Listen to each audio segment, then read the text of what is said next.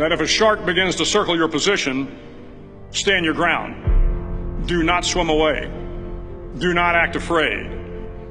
And if the shark, hungry for a midnight snack, darts towards you, then summons up all your strength and punch him in the snout, and he will turn and swim away. There are a lot of sharks in the world.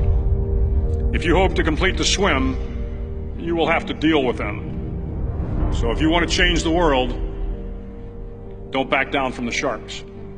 Over a few weeks of difficult training, my SEAL class, which started with 150 men, was down to just 42. There were now 6 boat crews of 7 men each. I was in the boat with the tall guys, but the best boat crew we had was made up of the little guys, the Munchkin crew, we called them. No one was over 5'5". The Munchkin boat crew had 1 American Indian, 1 African American, 1 Polish American, 1 Greek American, 1 Italian American, and 2 tough kids from the Midwest. They out-paddled, outran, and outswam all the other boat crews. The big men in the other boat crews would always make good-natured fun of the tiny little flippers the Munchkins put on their tiny little feet prior to every swim. But somehow these little guys from every corner of the nation and the world always had the last laugh, swimming faster than everyone and reaching the shore long before the rest of us. SEAL training was a great equalizer. Nothing mattered but your will to succeed, not your color, not your ethnic background, not your education, not your social status. If you want to change the world, measure a person by the size of their heart, not by the size of their flippers. The 9th week of training is referred to as Hell Week. It is 6 days of no sleep, constant physical and mental harassment, and 1 special day at the Mud Flats. The Mud Flats are an area between San Diego and Tijuana where the water runs off and creates the Tijuana Sloughs, a swampy patch of terrain where the mud will engulf you.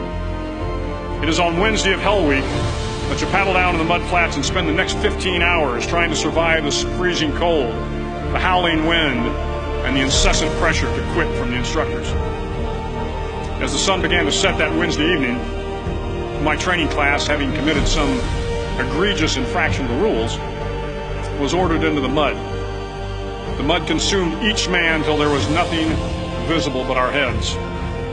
The instructors told us we could leave the mud if only 5 men would quit. Only 5 men, just 5 men, and we could get out of the oppressive cold. Looking around the mud flat, it was apparent that some students were about to give up. It was still over 8 hours till the sun came up. 8 more hours of bone-chilling cold. The chattering teeth and the shivering moans of the trainees were so loud, it was hard to hear anything. And then one voice began to echo through the night. One voice raised in song. The song was terribly out of tune, but sung with great enthusiasm. One voice became 2, and 2 became 3, and before long, everyone in the class was singing. The instructors threatened us with more time in the mud if we kept up the singing, but the singing persisted, and somehow the mud seemed a little warmer, and the wind a little tamer, and the dawn not so far away. If I have learned anything in my time traveling the world, it is the power of hope. The power of one person, a Washington, a Lincoln, King, Mandela, and even a young girl from Pakistan, Malala.